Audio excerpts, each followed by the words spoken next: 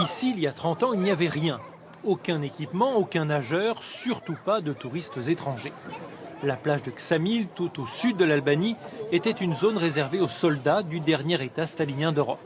Aujourd'hui, c'est le cœur de la Riviera albanaise qui attire chaque été plus d'1 million de visiteurs, dont beaucoup d'Italiens. J'ai connu cette plage complètement vide. Je la revois aujourd'hui qui se remplit et à coup sûr, dans peu d'années, le tourisme de masse arrivera aussi en Albanie.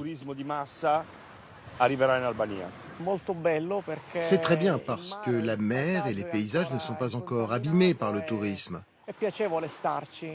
Et c'est une destination encore abordable en termes de coûts.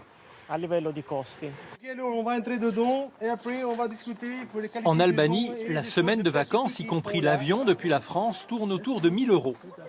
Les groupes de retraités sont majoritaires parmi les 45 000 touristes français de l'an dernier. Les structures pour les recevoir sont un peu sommaires, mais cela renforce le sentiment d'être pionnier dans un pays qui a souvent mauvaise réputation. Les gens sont sensationnels, d'une gentillesse et très honnêtes. C'est une question de découverte.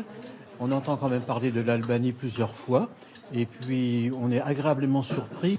Le niveau de service n'est pas comparable aux pays voisins, bien sûr, mais il progresse au fur et à mesure que le pays s'éloigne des années de dictature. Entre 1945 et 1991, le régime stalinien d'Enver Hoxha avait fermé le pays à double tour, 50 ans où tout contact est interdit avec les étrangers. À l'époque, moins de 100 personnes par an sont autorisées à se rendre en Albanie. Aujourd'hui, le littoral se construit peu à peu et l'immobilier de vacances se trouve à des prix qui n'existent nulle part ailleurs. Voici en front de mer à Vlora une résidence tout juste terminée. On y trouve des appartements comme ce 3 pièces de 70 mètres carrés avec des équipements aux normes européennes. Ce n'est pas le grand luxe, plutôt un investissement à moins de 1 000 € le mètre carré. Il vaut une soixantaine de milliers d'euros. Des Français en sont propriétaires.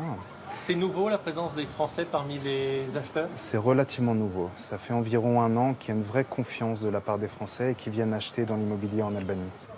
Plus pauvre pays d'Europe, l'Albanie a besoin des capitaux étrangers et surtout d'activités, car les emplois sont rares et dans bien des villes, seuls les vieux sont restés au pays avec des retraites dérisoires. Le tourisme apparaît donc comme une planche de salut, avec une double contrainte, construire des structures de luxe qui n'existent pas pour l'instant, mais sans bétonner la dernière côte sauvage de Méditerranée.